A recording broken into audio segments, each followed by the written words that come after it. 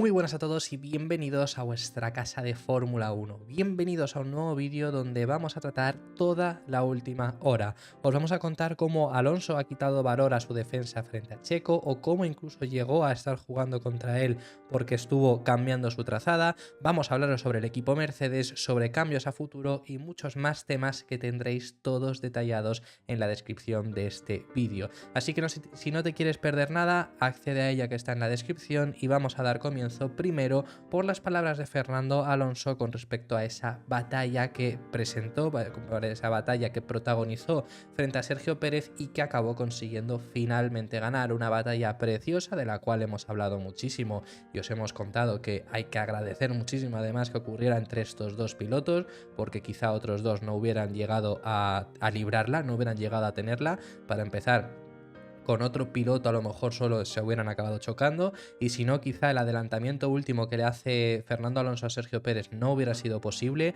porque cualquier otro piloto en esa última vuelta hubiera defendido de una forma extremadamente agresiva, que el problema no es que lo haga así, sino el problema es que luego incluso se llega a permitir. Pero estos dos pilotos sí que nos dejaron ver una batalla impresionante en el circuito de Interlagos. Pues Fernando Alonso ha quitado mérito a su propia batalla, a su propia defensa frente a Sergio Pérez, sobre todo porque, que sí que es verdad que tiene cierta parte de razón, pero ¿por qué se ha quitado mérito? Pues lo que ha dicho es que siendo el coche que está delante tienes cierta ventaja, entre comillas, porque el piloto que está detrás tiene aire sucio, entonces que de esa forma fue mucho más fácil conseguir abrir hueco en esas curvas del segundo sector, que era además donde el Aston Martin mejor iba, para finalmente llegar a la salida de la recta principal, en esa curva 12 que ya sabemos que lo hacía mucho mejor que Checo Pérez, salir con mucha mejor velocidad. No era únicamente, según comenta él, que por supuesto sí lo era, pero él se quita ese valor diciendo que no era únicamente el hecho de traccionar mejor, sino que siendo el piloto que tienes detrás con ese aire sucio es mucho más difícil.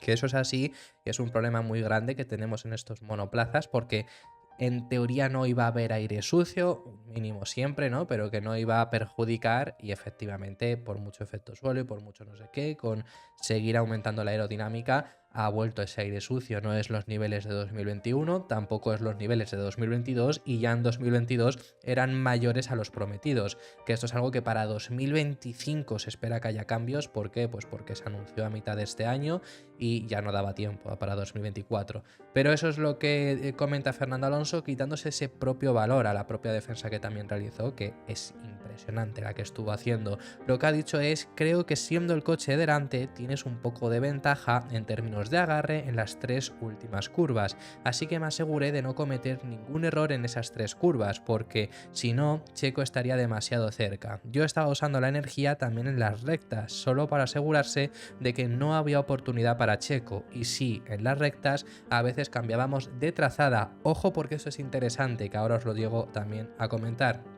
Pero ahí vemos varios aspectos interesantes que nos dice, como el hecho de la energía única exclusivamente usarlas en las rectas, que eso es algo por lo que incluso no estaban haciendo las vueltas más eficientes. Incluso Stroll les empezó a recortar de forma bastante grande por el hecho de que estaban rodando lento por esa batalla, y ya lo estamos viendo también ahí, el hecho de no cometer ningún error en esas tres curvas, porque se ha resaltado mucho, por supuesto, la curva 3 que precedía a la segunda recta de DRS, y la curva 12 que precedía a la recta principal. Son las más destacables porque es donde el punto de acción fuerte, pero Alonso destaca las tres últimas curvas, refiriéndose también a la curva 10, que la hacía muy bien, la curva 10 que luego precedía a la curva 11 rápida y ya la 12. Eso es a lo que se refiere Fernando, que también tiene razón. En esa curva 10 solía salir muy fuerte, muy bien, traccionando mucho mejor que los rivales, y también hay una imagen que demuestra mucho cómo Checo no está siguiendo esa misma línea que hacía Fernando Alonso. Pero con respecto a las líneas, y ya lo hemos comentado en la última frase que había dicho en esas declaraciones que ya os hemos leído, Fernando Alonso jugó con Sergio Pérez a lo largo del Gran Premio de Brasil. ¿Cómo es que estuvo jugando con él? Pues es que cambiaba de trazada cada vez que pasaban por vuelta. Es decir, ya de por sí la trazada de Alonso era mucho mejor, traccionando por fuera de la 12, no yendo al vértice, pero consiguiendo así mayor velocidad. Y luego en la curva 3 hacía algo similar, con lo que conseguía finalmente siempre mantenerse por delante del mexicano, pese a que contaba con el DRS. Pues es que además ha contado, sabemos que desde Red Bull le pidieron desde el muro que imitase la trazada que hacía Alonso, y es que Alonso tampoco estaba haciendo siempre la misma trazada para intentar desestabilizar un poco. A veces la cogía más por el exterior, a veces menos, o llega a comentar, a resaltar mucho también que en la recta principal había veces que la afrontaba llegando a la curva 1 para coger el exterior, y había veces que lo hacía por el interior, para así de esa forma que Checo no supiese dónde estaba yendo Fernando y no tuviese nada seguro antes de pensar el adelantamiento, y eso le ganó muchas vueltas conseguir quedar por delante todavía. Impresionante la forma de pensar. En el anterior de los vídeos hemos visto ya a Alonso en medio de la carrera pensando una forma para comentarle a su ingeniero para que le preguntarle cuál era la vuelta en la cual tenían que cumplir para cumplir el plan A, que es el que estaban haciendo. Os recomiendo que lo vayáis a ver. Pues otra demostración, cómo estaba pensando de: ahora en la curva 1 me voy a ir por el exterior y a él le dejo el interior, en la siguiente al revés, y así desestabilizar un poco. A veces en la curva 12 sí que atacar más el interior, a veces seguir por el exterior, que traccionaba mejor. Impresionante Fernando. Lo que dice es: no quería estar siempre en la misma línea, si es posible pues iba así. Si él va por el interior, yo estaba de vez en cuando en el interior y de vez en cuando lo hacía por el exterior, así que no era una dirección clara que realmente cambiara la línea de carrera, y aprovechaba así la oportunidad para un poco de aire limpio, así que solo estaba tratando de conseguir un poco de turbulencia a su nariz delantera. También, claro, cambiando la trazada, porque si ves que siempre Alonso va por el exterior para defenderse en la 1, si tú empiezas a ir siempre por la interior, además te libras de ese aire sucio que comentaba anteriormente. Pero si Alonso cambia de repente la trazada, tú no te lo esperas, te pones para afrontar el interior y ves que Alonso está detrás tuya, recibes ese aire sucio. Así que bueno, impresionante en ese sentido, que por parte del equipo Aston Martin también han hablado al respecto sobre esto, y ha sido sobre todo Mike Krack quien ha alabado la defensa que realizó Fernando. Al igual que os he hecho antes, os recomiendo que veáis el vídeo anterior, porque también os hemos puesto unas palabras de Krack de cómo vivieron desde el muro esas últimas vueltas de Fernando, y cómo comenta que inicialmente pues él confiaba en Alonso y estaban revisando qué hacer, si salía un safety car y demás, y en la última vuelta dejó de pensar en cualquier otra cosa únicamente para ver a Alonso. Bueno, os recomiendo que lo vayáis a ver también, a escuchar. Y ahora, hablando acerca de esa defensa, lo alaba mucho lo que fue capaz de hacer, la lucha que consiguió librar frente a un coche que él mismo lo llega a decir que era más rápido, y os hemos enseñado también en el canal los ritmos de carrera, que claramente Checo era más rápido. Alonso fue el cuarto piloto más rápido del Gran Premio de Brasil, pero es que Checo fue el tercero, y fue el tercero con no mucha diferencia sobre Alonso, pero porque Alonso le retuvo, si no, por supuesto, se hubiera ido, ¿no? Entonces eso es lo que dice Krack, le destaca de haber hecho esa defensa frente a un piloto que claramente en ese momento tenía un coche más rápido, y recuerda lo que os he comentado anteriormente de que Red Bull pidió a Checo que cambiara la trazada imitando a Fernando Alonso. Lo que dice el jefe del equipo Aston Martin es: fue una lucha interesante la de los dos en las últimas vueltas. Obviamente, cuanto más te acercas al final de la carrera, más emocionante se vuelve. Se podía ver que Fernando hizo alguna trazada que era tal vez poco habitual, digamos, pero a Sergio, que iba por detrás, le dijeron que hiciera lo mismo, curiosamente. Así que básicamente se podía ver realmente la interesante dinámica de los dos, y todo el mundo trató de gestionar sus neumáticos para ser más fuertes en las zonas donde se podía adelantar, y eso fue muy interesante de ver. Sobre todo lo que se refiere es al no atacar tanto en el sector 2, que era por ejemplo en el caso de Alonso su mejor sector, para llegar con mejores neumáticos al final de la vuelta. Y para concluir, lo que dice es: la forma en la que Alonso gestionó sus neumáticos contra alguien que sobre el papel tenía un coche más rápido fue impresionante. Así que bueno, esas son las palabras que nos dice Mike Krack sobre esta defensa que realizó Fernando Alonso, que me ha parecido muy curioso el hecho también de cómo cambiaba la trazada, como nos ha comentado Alonso. Pero bueno, vamos a pasar de tema y tenemos que irnos a un tema que mañana será noticia. ocurra lo que ocurra. Quizá mañana no tenemos la noticia, pero ya de por sí lo que va a pasar mañana ya es noticia. Ayer os lo contamos y hoy os ampliamos. Simplemente para recordaros, os recuerdo que Haas se quejó de los resultados del Gran Premio de Estados Unidos debido a que no habían revisado correctamente los límites de pista, excediéndose algunos pilotos en la curva 6. Es una curva donde había algunos pilotos que se estaban yendo fuera de pista y Haas se ha quejado. Los pilotos que estaban en riesgo eran Checo, que Checo es el más claro, es el que más veces se salió, Stroll, que se salió también un par de veces, Gasly también, pero Gasly no ha sido finalmente... no ha tenido, Alpine no les han llamado, y luego también los dos Williams, que los dos Williams entraron en puntos y además si hubiera sanciones por esos límites de pista, Haas conseguía entrar en los puntos, hubiera sido el gran beneficiado y ese es el motivo por el que los estadounidenses se quejaron, porque podrían haber logrado conseguir puntos. Bueno, pues Günther Steiner ha explicado el motivo por el que Haas se ha quejado de esos rendimientos del Gran Premio de Estados Unidos, donde en unas declaraciones que ha dado a Motorsport, donde la verdad que dice que a él no le gustan las reglas de los límites de pista, pero si hay unas reglas hay que cumplirlas, y es el motivo por el que Haas, que obviamente son los que saldrían beneficiados de todo esto, son los que han optado por quejarse. Ese es el motivo por el que dice Günther Steiner de si hay unas normas, hay que cumplirlas, no se cumplieron, deben de ser sancionados. No le echa la culpa a los comisarios, me ha parecido muy interesante, diciendo que él entiende perfectamente que en ese momento, si quizá no habían podido revisarlo, no fallaba algún componente electrónico para revisarlo, cualquier cosa, que en ese momento no hubiera las sanciones, pero que ahora, habiendo esas pruebas evidentes que Haas ha aportado y que por ese motivo tanto Red Bull, Aston Martin y Williams tienen que ir a declarar, dice que tienen que ser sí o sí sancionados. Ese es el motivo que explica Günther Steiner en estas palabras muy interesantes que ha dado a Motorsport. Dice, hay normas. Si los comisarios no tuvieran la información suficiente, claro que no podrían intervenir. Lo entiendo perfectamente. Ahí se refiere a la propia carrera, ¿no?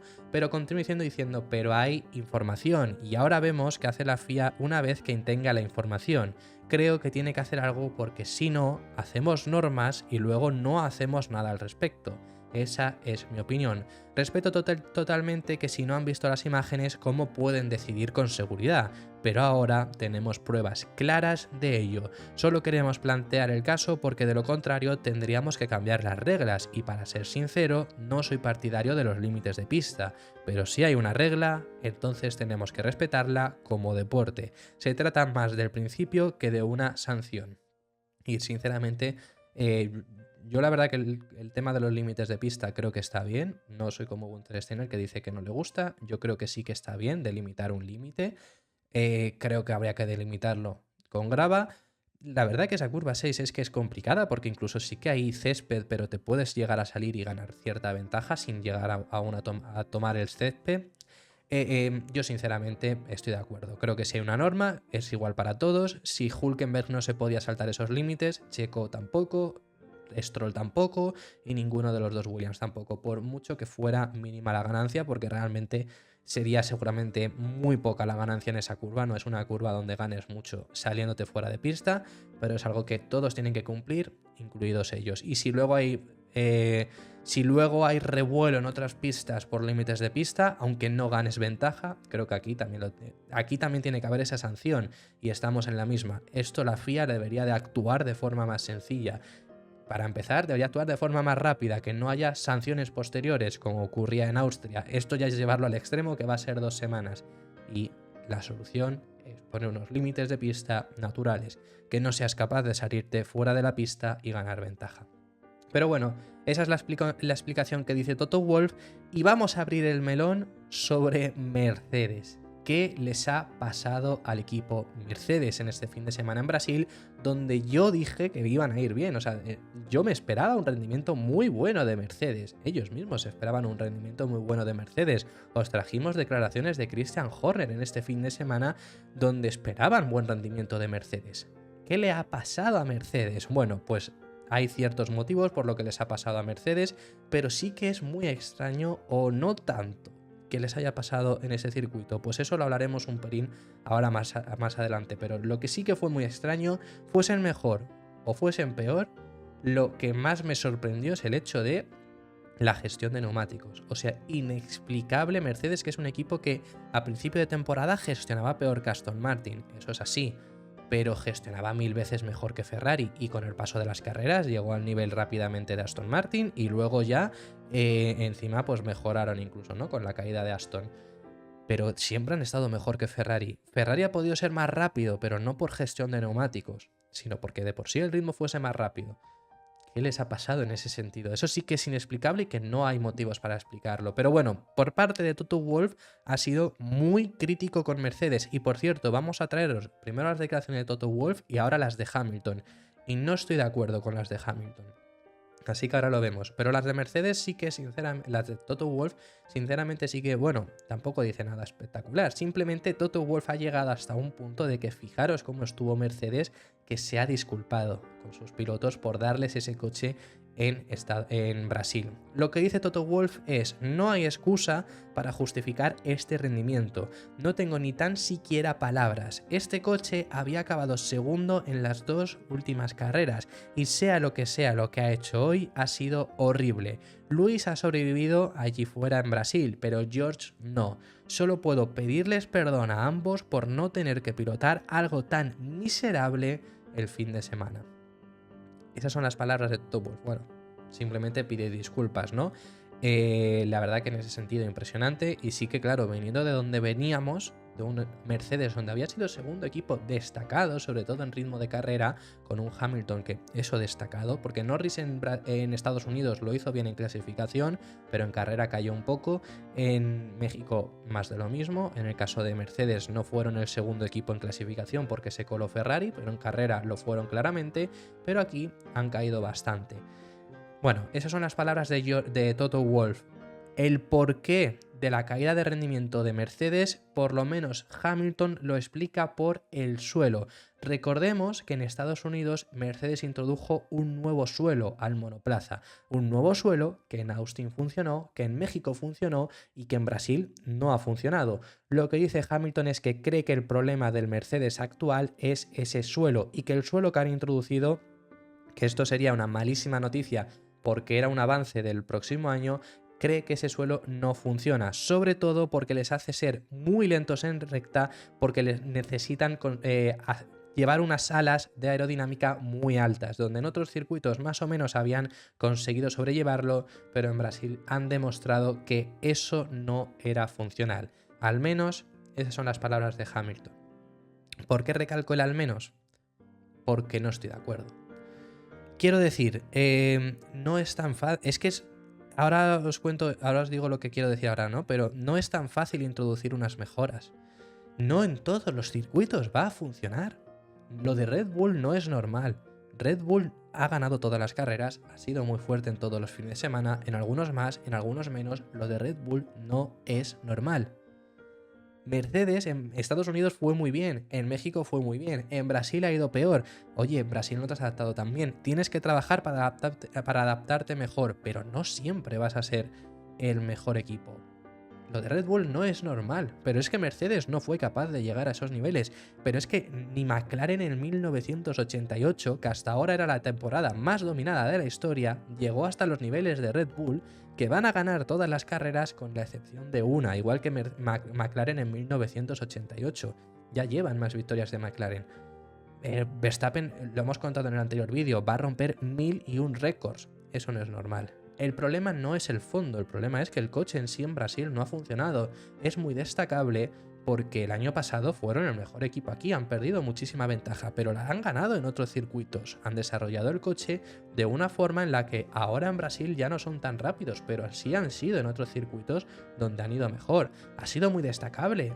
Yo no me esperaba un rendimiento tan malo de Mercedes y hay muchas cosas muy raras que ha pasado, sobre todo con el hecho de esa gestión de neumáticos, pero no creo que ahora, por una mala carrera, después de 2 buenas con ese nuevo suelo, por una mala carrera en Interlagos, haya que decir que el suelo no funciona. Creo yo, opinión personal, pero creo que es. Luego la cosa es que en Mercedes siempre funcionan así. Quiero decir, y esto lo sabemos todos muy bien, y os lo he contado yo mucho. En Mercedes funcionan así, el día que les sale todos es una maravilla, somos los mejores, el día que fallan tanto, porque ya me refiero, no es el caso de México no quieren quedar segundos, quieren quedar primeros, pero en México, pues oye, todos son buenos. Hamilton decía que estaban acercándose, que cada vez les quedaba menos. Llegas a Brasil, no funciona y es todo un desastre. Hay que quemar Brackley. Así funciona Mercedes y así todos lo sabemos. Desde luego que es muy destacable porque ha sido el peor rendimiento de Mercedes en todo el año, pero son cosas que pueden pasar. Y yo creo que no hay que echarle la culpa a ese suelo. Quizá no funciona, pero no por una mala carrera puedes sacar esa evaluación. Igual que no por una buena carrera puedes sacar la evaluación de que todo va a funcionar. Y me lo extrapolo también incluso a Aston Martin en este sentido, que lo hemos podido ver en muchas ocasiones. No porque en Canadá funcionasen las mejoras, acabaron funcionando. No porque en Zandvoort el coche funcionase, funcionó en más circuitos. Veremos en este caso Aston Martin. Lo que dice Hamilton, sus palabras, y ahora os cuento lo interesante que os lo llevo adelantando, es: Hamilton dice, mi suposición es que el suelo no está funcionando, el suelo no absorbe lo suficiente, así que eso nos empujó a ir a un ala más alta y entonces estuvimos masivamente arrastrados en las rectas y estamos perdiendo mucho tiempo en las rectas, no hay nada que pueda hacer al respecto y luego simplemente estamos deslizando en las curvas, así que tenemos que ver por qué es así en este circuito tan duro. Algo interesante, que estoy intentando recopilar la información completa, pero algo interesante es que Mercedes llevaba el suelo más levantado, quizá intentando evitar la descalificación de Estados Unidos, ¿no? Podría ser ese el problema que les ocurrió en Interlagos. Pero ya lo que llevo diciendo que quería hablarlo, ¿no? Y comparándolo con Aston Martin. La caída de Mercedes en ese Gran Premio de Brasil te recuerda, o sea, es un recordatorio muy bueno de que los coches no funcionan en todo tipo de circuitos. Y es algo que yo lo he repetido en muchas ocasiones con Aston Martin. Lo de Aston Martin llegó a un punto extremo porque no funcionaba en ninguno, ni en los circuitos donde a principios de año hubieran rendido bien. En Brasil han funcionado, veremos otro tipo de circuitos, pero yo ahora ya os pongo el ejemplo de Mercedes. No todos los coches funcionan en todos los tipos de circuito. Lo de Red Bull no es normal. Ganar todas las carreras de un año, con la excepción de Singapur y porque fue un traspiés, no es normal. Solo había ocurrido una vez en McLaren en 1988 que un equipo lograse todas las victorias menos una. Red Bull lo va a repetir. Red Bull ha superado el récord de más victorias consecutivas. Verstappen lo ha superado también del piloto con más victorias consecutivas. Verstappen está rompiendo 1001 récords. Eso no es normal. E incluso con Red Bull también lo vemos. Hay carreras donde Verstappen tiene 30 segundos de ventaja frente al segundo, recordatorio de Hungría. Y hay carreras donde tiene 8 segundos de ventaja, como fue por ejemplo este mismo Gran Premio de Brasil. Hay veces que son más vulnerables, no son muchas, pero ya te demuestra que el Red Bull hay circuitos que se le adaptan mejor, circuitos que se les adaptan peor. Y en una zona media entre McLaren, Mercedes, Ferrari y Aston Martin, que están tan igualados, os recuerdo que en clasificación en Q1 los dos Alfa Tauri en Brasil cayeron teniendo una diferencia de medio segundo frente al primero. Esa es la diferencia que hay ahora mismo en esta parrilla. En una zona media tan igualada, un circuito al que te adaptes mal, vas a caer en picado. Y eso es lo que le ha pasado a Mercedes, es lo que le ha pasado en muchas ocasiones a Aston Martin este año, le ha pasado también a Ferrari, que hemos visto ocasiones, Zandvoort por ejemplo, donde Ferrari era un completo desastre, y McLaren ahora mismo es el equipo que después de las mejoras están rindiendo en casi todo tipo de circuitos, casi todo tipo de circuitos. O se nos ha olvidado Italia, donde Albon quedó por delante de ellos también. Quedaron por delante de ellos los Ferrari, los Mercedes y Albon. Ellos quedaron por delante de Aston Martin, pero se les coló un Williams. Quiero decir, hay circuitos donde todos los equipos van a fallar. Y lo de Mercedes es simplemente, os lo traigo porque es una demostración más de esto que llevamos diciendo mucho tiempo. Y la Fórmula 1 no es un deporte que después de una carrera puedas sacar la valoración para todo un año. No es fútbol, no es, y es así. Luego ya en caliente podemos decir muchas cosas, también por supuesto, es entendible, pero ya en frío hay que sacar esas valoraciones, al igual que Aston Martin había caído mucho, pero lo de Aston Martin es lo que os he dicho, ya llegó a un punto extremo, es lo mismo que Mercedes, no es esa la valoración. Mercedes funciona como funciona, pero todos los equipos les pasa. O ahora van a llegar en Las Vegas, van a rendir bien y van a volver a ser la hostia. No ha cambiado el coche, porque en Las Vegas no va a haber cambios, que ha cambiado el circuito. La Fórmula 1 no es fútbol, que al final el fútbol dependes de una pelota, el campo es igual, las condiciones son las mismas, cambian mínimas cosas, entonces, ¿eres mejor o eres peor? en la Fórmula 1 cambia muchísimo, cambia el escenario. Es como si depende del campo al que vayas, en vez de haber un balón redondo, hay un balón cuadrado. En fútbol, pues es más o menos similar. Entonces no se puede hacer una valoración tan rápida, tan resultadista en Fórmula 1 en muchas ocasiones. Así que bueno, simplemente quería sacar esta reflexión, que es lo que os llevo diciendo mucho tiempo, pero me venía muy bien Mercedes para haceros esta valoración, porque con Ferrari parece que ya también se da por hecho, que a veces funciona, a veces no. Entonces quería recordároslo. Y recuerdo lo de McLaren, por ejemplo, que es que no hace tanto Italia. Así que eso había que comentarlo. Seguimos con las noticias. Tenemos que hablaros acerca de los neumáticos. En Brasil hubo muchas quejas de muchos pilotos, pero en especial de Lewis Hamilton, quejándose con los neumáticos. ¿Por qué? Porque degradaban mucho. Y ahora ha salido Pirelli y han confirmado que van a hacer un neumático que sea más longevo. La intención es muy extraña porque lo que quieren es que haya variedad estratégica, que el neumático degrade, pero que el piloto pueda llegar a atacar.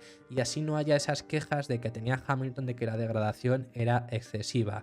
Eso es lo que está trabajando ahora mismo Pirelli después de las quejas para 2025. Pero sinceramente, Mercedes tuvo muchísima degradación y hubo equipos que tuvieron mucha degradación, pero no ha sido una carrera donde haya habido extrema degradación. Y si haces un neumático más duro, os recuerdo Silverstone que introdujimos neumáticos más duros. Os recuerdo que ha habido muchas carreras este año donde la carrera ha sido a una parada y porque había que hacer una parada, porque no hacía falta. Quiero decir, los neumáticos no son extremadamente blandos. La cosa no es que degraden mucho, la cosa depende mucho del trazado. Interlagos el trazado era complicado, pero yo creo que no habría... Es que es la pescadilla que se muerde la cola. Es que con los neumáticos pasa siempre lo mismo. Si degradan una carrera mucho, nos quejamos. Y Pirelli intenta reaccionar.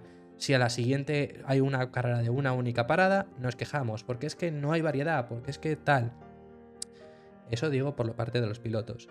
Por parte de los aficionados también, por supuesto, se quejan, pero estoy hablando en este caso de los pilotos. Quiero decir que es la pescadilla que se mueve de la cola. Nunca van a estar conformes. Y Hamilton menos en cuanto a degradación. Yo sinceramente creo que lo mejor sería un neumático estilo lo que fue Brasil. Brasil era una carrera, bueno, quizá menos, vale, en pautas generales. Luego depende del circuito, puede cambiar, pero quizá menos. Para que haya algún equipo que pueda intentar ir a uno y que no sea morir, porque quizá puedes intentar ir a uno en Austin, pero era morir, pero que también ir a dos sea muy beneficioso. No tenerlo de principio de temporada y no tener quizá lo de ahora, pero es que creo que ahora mismo los neumáticos están bien por eso, porque te puede pasar esas dos cosas dependiendo del trazado. Si haces un neumático más duro, todas las carreras son a una parada. Este tipo de carreras es a una parada. Y las carreras que de por sí son a una han sido este año a una, que son a 0 paradas. Es complicado el tema de los neumáticos. Yo creo que el verdadero problema que hay que cambiar Pirelli, que tendrían que mirar, no es eso. Si acaso hay ese cambio de hacer neumáticos más duros, va a ser para 2025, porque en 2024 ya están realizados. Y el problema que verdaderamente la Fórmula 1 o Pirelli tendría que revisar, creo que aquí también tiene que ver bastante la Fórmula 1, pero esto sí que es algo que tienen que revisar, es el tema de los neumáticos de 18 pulgadas. Hay que revisarlos, porque no es la primera vez que esta imagen de aquí ocurre. Esto ocurrió en el accidente que hubo entre Albon y Magnussen, que una rueda salió volando. Es más, impactó en el coche de Ricciardo. No es la primera vez que ocurre, así quedó la llanta del Williams, de Alexander Albon, y el problema es ese, no es la primera vez que ocurre y hay un problema gordo porque es muy fácil que esta llanta se rompa por soportar esas ruedas de 18 pulgadas y salen volando. Os pongo ejemplos. Lando Norris, McLaren, clasificación de Miami. Una vuelta en la que encima no estaba envuelta, pero se lo llevó puesto, si no recuerdo mal, fue un Alfa Tauri. Siguiente imagen. Por supuesto, el tremendo accidente de Wang Yuzu, pero fijaros dónde está la rueda del piloto chino. Pero que seguimos, y estos son solo ejemplos de 2022. Fijaros también en el Haas, que tenemos dos imágenes de Haas. Esta es la rueda trasera, pero esta es la rueda delantera, en el impacto fortísimo que tuvo Mick Schumacher en Arabia Saudí la pasada temporada en clasificación. Pero nos vamos a ejemplos de este año y no vamos a... Bueno, sí que vamos a ver el de Albon, que es este, os lo vuelvo a poner, así queda la llanta, pero es que hemos tenido más cosas este año. Este es Sergio Pérez en Hungría. Así se descolgó la llanta. luego este es Esteban Ocon en Qatar, así se le fue también el neumático. Y luego este es en el mismo escenario en Qatar Lewis Hamilton, en el accidente que tuvieron los dos Mercedes. Quiero decir, ahí sí que hay un problema muy gordo porque en la llanta, el neumático ya de Ricciardo, que de Albon impactó en Ricciardo. Y es algo que sí que habría que revisar por temas de seguridad.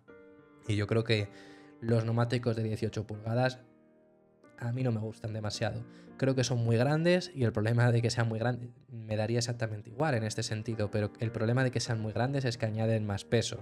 Cuanto más pequeños puedan ser, creo que en este sentido, para mí, yo creo que hay ciertas ventajas de que sea más grande, de que sea más pequeño.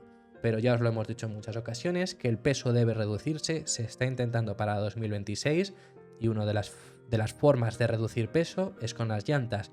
No sería una reducción de 200 kilos, por supuesto bajar de 18 a las 13 que teníamos anteriormente, pero es una reducción considerable que yo tendría en cuenta. Así que ese es el cambio que yo sí que creo que se debe de hacer. Y lo último a comentaros me ha parecido bastante interesante, y es que el director ejecutivo de El Caissans, ¿qué es El Caissans? Bueno, es uno de los proyectos que estuvieron en el proceso para entrar a la Fórmula 1. Os recuerdo que se inscribieron 7, había un montón de ellos, de los cuales el primer paso pasaron 4. ¿Por qué 4 fueron los únicos que pasaron al segundo proceso? Por el dinero. Por tema de dinero, porque los 7, el primer proceso era prácticamente solo pagar y explicar el proyecto. En el segundo tenías que volver a pagar y ya mostrar que tenías capacidad. Pero ya con el segundo pago demostrabas la capacidad. Y hubo 3 que se cayeron del barco. Hubo 4 que continuaron. Ya sabemos que uno es Andretti, otro era Hitech, otro era Roddy Carlin y otro era el Caissans. Vale, pues el Caissans, que era aquel tipo Pantera Team Asia, era el equipo que querían tener sede en África y en Asia para dar mayor visibilidad y presencia de pilotos asiáticos y africanos en la Fórmula 1. El director ejecutivo Benjamin Edward ha dado una entrevista donde ha dicho algo que creo que tiene toda la razón del mundo, y es el hecho de que cree que la FIA habría aceptado el proyecto, las candidaturas de los otros 3 que no aceptaron, tanto entre ellos como los otros 2, cree que hubieran aceptado todos si no hubiera sido porque habrían recibido presiones de la Fórmula 1. Yo no sé si han recibido presiones de la Fórmula 1, lo que sí sé es que mínimo, ya no sé en el ejemplo el Caissans, incluso ni siquiera Roddy Carlin, aunque Roddy Carlin sí que llevan mucho tiempo intentando entrar a la Fórmula 1 también. Creo que su proyecto podría haber sido suficiente para pasar el proceso, pero Hitech GP se hablaba de que iban a recibir el sí y quizá no han recibido el sí porque la Fórmula 1 estaba metiendo presión de que decidieran cuanto antes eso para empezar y de que cuanto menos fueran mejor.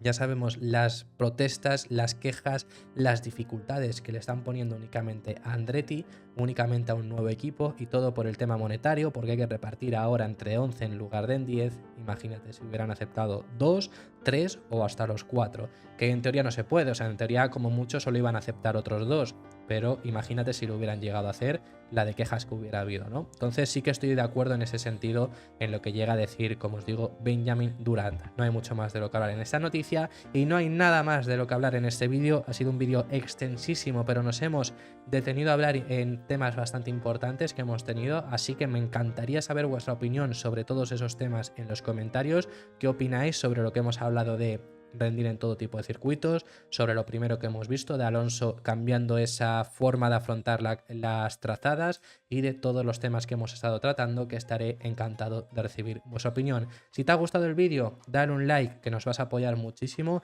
y también te puedes suscribir para apoyar el contenido diario que realizamos y no perderte ningún otro vídeo, y nos vemos en el siguiente, que seguiremos hablando de Fórmula 1.